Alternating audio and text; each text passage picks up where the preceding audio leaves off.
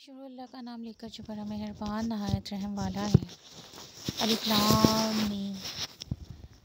क्या लोग ये ख्याल किए हुए हैं कि सिर्फ़ ये कहने से कि हम ईमान ले आए छोड़ दिए जाएंगे और उनकी आजमाइश नहीं की जाएगी। और जो लोग उनसे पहले हो चुके हैं हमने उनको भी आजमाया था और इनको भी आजमाएंगे। सो खुदा उनको ज़रूर मालूम करेगा जो अपने ईमान में सच्चे हैं और उनको भी जो झूठे हैं।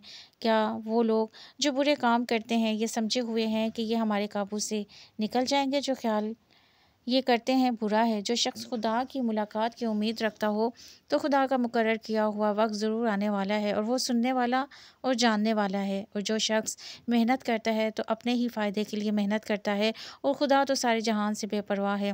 वो जो लोग ईमान लाए और नेक अमल करते रहे हम इनके गुनाहों को उन से दूर कर देंगे और उनको उनके अमाल का बहुत अच्छा बदला देंगे। और हमने इंसान को अपने माँ बाप के साथ नेक सलूक करने का हुक्म दिया है। ए मुखातिब, अगर तेरे माँ बाप तेरे दर पे हों कि तू मेरे साथ किसी को शरीक बनाए जिसकी हकीकत के तुझे वाकफियत नहीं तो इनका कहना ना मानियो। तुम सबको मेरी तरफ लौट कर आना है, फिर जो कुछ तुम करते हो मैं तुमको जता दूंगा।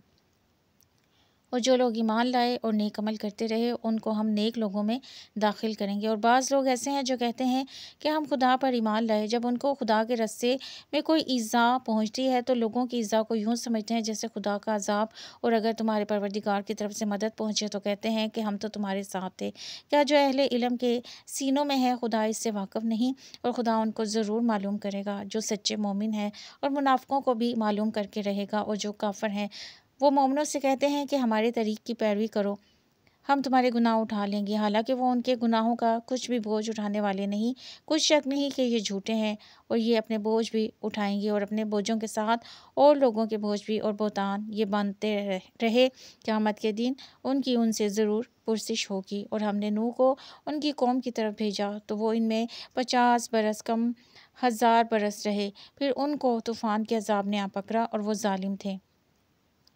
फिर हमने नूह को और कश्ती वालों को निजात दी और कश्ती को अहले आलिम के लिए निशानी बना दिया। और इब्राहिम को याद करो जब उन्होंने अपनी कौम से कहा कि खुदा की इबादत करो और इससे डरो, अगर तुम समझ रखते हो तो ये तुम्हारे हक में बेहतर है। तो तुम खुदा को छोड़कर बुतों को पूजते और तूफ़ान बांधते हो। तो जिन लोगों ने तुमको खुदा के सिवा पूजते हो वो तुमको रिस्क देने का इख्तियार नहीं रखते। बस खुदा ही के हाथ से रिस्क तलब करो और इसी की इबादत करो और इसी का शुक्र करो, इसी की तरफ तुम लौट कर जाओगे। और अगर तुम मेरी तकज़ीब करो तो तुमसे पहले भी उम्मतें अपने पैगम्बरों की तकज़ीब कर चुकी हैं और पैगम्बर के ज़िम्मे खोल कर सुना देने के सिवा और कुछ नहीं। क्या उन्होंने नहीं देखा कि खुदा किस तरह खलकत को पहली बार पैदा करता फिर किस तरह उसको बार बार पैदा करता रहता है? ये खुदा को आसान है। कह दो, मुल्क में चलो फिरो और देखो इसने किस तरह खलकत को पहली दफ़ा पैदा किया, फिर खुदा ही पिछली पैदाइश पैदा करेगा। बेशक खुदा हर चीज़ पर कादर है और वो जिसे चाहे अजाब दे और जिस पर चाहे रहम करे, और उसी की तरफ तुम लौटाए जाओगे। और तुम इसको ना ज़मीन में आजिज़ कर सकते हो ना आसमान में, और ना खुदा के सिवा तुम्हारा कोई दोस्त है ना मददगार। और जिन लोगों ने खुदा की आयतों और इसके मिलने से इनकार किया वो मेरी रहमत से नाउम्मीद हो गए हैं और इनको दर्द देने वाला अजाब होगा। तो उनकी कौम के लोग जवाब में बोले कि उसे मार डालो या जला दो, मगर खुदा ने उनको आग की सोजिश से बचा लिया। जो लोग ईमान रखते हैं उनके लिए इसमें निशानियां हैं।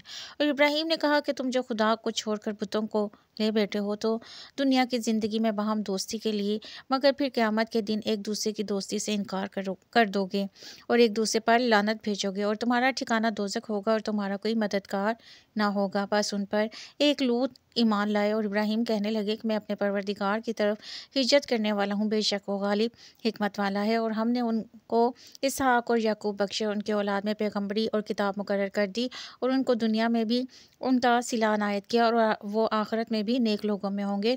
और लूत को याद करो जब उन्होंने अपनी कौम से कहा कि तुम अजब बेहयाई के मुर्तकिब होते हो, तुमसे पहले अहले आलम में से किसी ने ऐसा काम ना किया। क्या तुम लज्जत के इरादे से लोंडों की तरफ माइल होते और मुसाफिरों की राहज़नी करते हो और अपनी मजलिसों में ना पसंदीदा काम करते हो? तो उनकी कौम के लोग जवाब में बोले कि अगर तुम सच्चे हो तो हम पर अजाब ले आओ।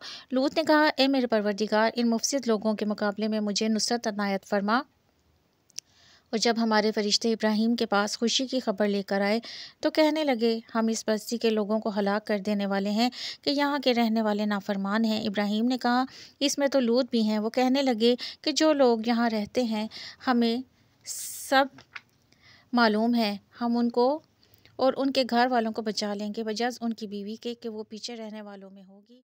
और जब हमारे फरिश्ते लूत के पास आए तो वो उनकी वजह से नाखुश और तंगदिल हुए। फरिश्तों ने कहा कि कुछ खौफ ना कीजिए और ना रंज कीजिए, हम आपको और आपके घर वालों को बचा लेंगे, मगर आपकी बीवी के पीछे रहने वालों में होगी। हम इस बस्ती के रहने वालों पर इस सबब के ये बदकिरदारी करते रहे हैं और आसमान से अजाब नाजिल करने वाले हैं, और हमने समझने वालों के लिए इस बस्ती में से एक खुली निशानी छोड़ दी और मदीन की तरफ उनके भाई शुएब को भेजा। तो उन्होंने कहा, एक कौम खुदा की इबादत करो, पिछले दिन के आने की उम्मीद रखो, मुल्क में फसाद न मचाओ। मगर उन्होंने उनको झूठा समझा, सो उनको ज़लज़ले के अज़ाब ने आ पकड़ा और वो अपने घरों में औंधे पड़े रह गए। और आद और समूद को भी हमने हलाक कर दिया, चुनाचा उनके वीरान घर तुम्हारी आंखों के सामने हैं। और शैतान ने उनके अमाल उनको आरास्ता कर दिखाए और उनको सीधे रास्ते से रोक दिया, हालांकि वो देखने वाले लोग थे।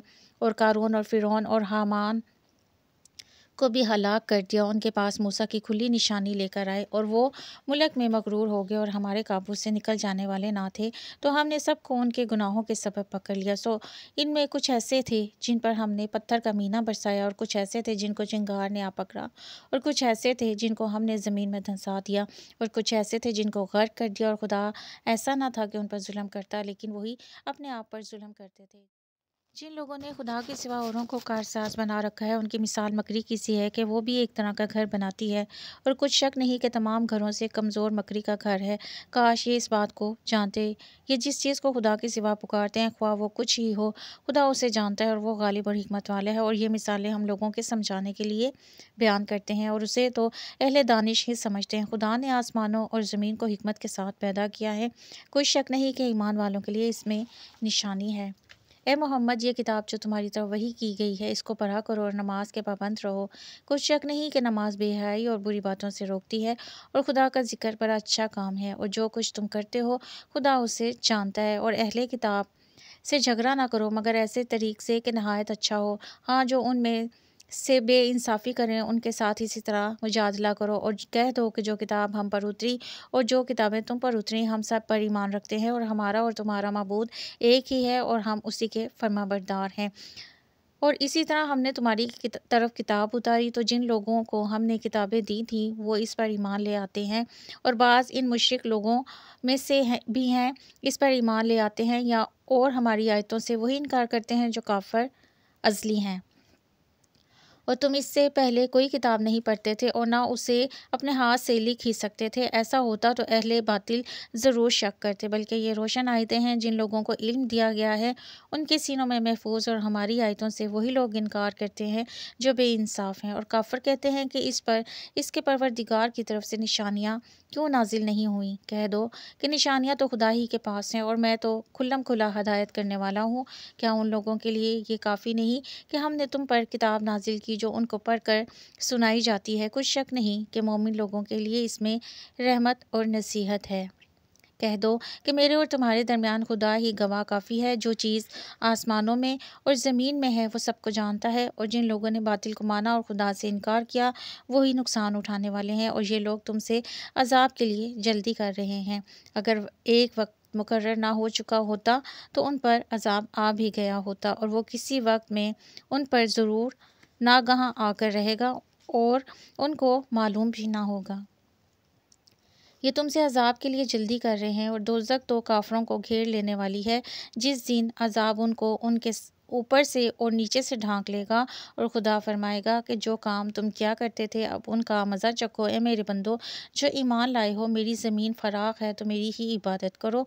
हर मुतनफ़िस मौत का मज़ा चखने वाला है, फिर तुम हमारी ही तरफ लौट कर आओगे। और जो लोग ईमान लाए और नेक अमल करते रहे, उनको हम बहिश्त के ऊंचे ऊंचे महलों में जगह देंगे, जिनके नीचे नहरें बह रही हैं, हमेशा इनमें रहेंगे। नेक अमल करने वालों का ये खूब बदला है, जो सब्र करते और अपने परवरदिगार पर भरोसा रखते हैं। और बहुत से जानवर हैं जो अपना रिस्क उठाए नहीं फिरते, खुदा ही इनको रिस्क देता है और तुमको भी, और वो सुनने वाला और जानने वाला है। और अगर उनसे पूछो कि आसमानों और ज़मीन को किसने पैदा किया और सूरज और चाँद को किसने तुम्हारे ज़ेर फरमान किया, तो कह देंगे कि खुदा ने।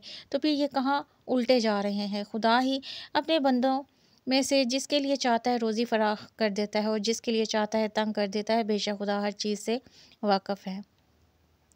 और अगर तुम उनसे पूछो कि आसमान से पानी किसने बरसाया, फिर इस ज़मीन को उसके मरने के बाद किसने ज़िंदा किया, तो कह देंगे कि खुदा ने। कह दो कि खुदा का शुक्र है, लेकिन इनमें अक्सर नहीं समझते। और ये दुनिया की ज़िंदगी तो सिर्फ खेल और तमाशा है, और हमेशा की ज़िंदगी का मकाम तो आखिरत का घर है। काश ये लोग समझते। फिर जब ये कश्ती में सवार होते हैं तो खुदा को पुकारते और खालिस उसी की इबादत करते हैं।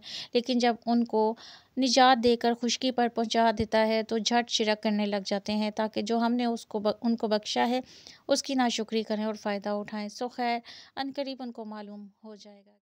क्या उन्होंने नहीं देखा कि हमने हरम को मकाम अमन बनाया है और लोग उनके गिरदोनवाह से उचक लिए जाते हैं? क्या ये लोग बातिल पर एतकाद रखते हैं और खुदा की नेमतों की नाशुक्री करते हैं? और इससे जालिम कौन जो खुदा पर झूठ बहतान बांधे, जब ये हक बात उसके पास आ जाए तो उसकी तकज़ीब करे? क्या काफरों का ठिकाना जहन्नम में नहीं है? और जिन लोगों ने हमारे लिए कोशिश की, हम उनको ज़रूर अपने रास्ते दिखा देंगे, और खुदा तो नेकूकारों के साथ है।